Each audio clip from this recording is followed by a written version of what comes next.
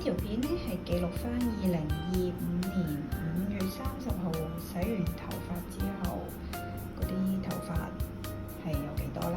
咁因為琴日咧就出咗去玩，咁所以咧就搞到好夜先至沖涼啦。咁啊而家都係記錄翻，睇下有幾重啦，擺到先。咁啊照樣都係攞張紙巾啦，索一索佢啲水。索完之後咧，就擺翻上去，撳着佢先擺。嗱，係冇反應嘅，咁都係一樣啦。咁我哋咧就照舊動作，擺翻去個日曆嗰度啦，黐住佢先。咁咧就儲埋31號之後咧，咁就一次過將呢一堆嘢擺埋一齊，再試下播下。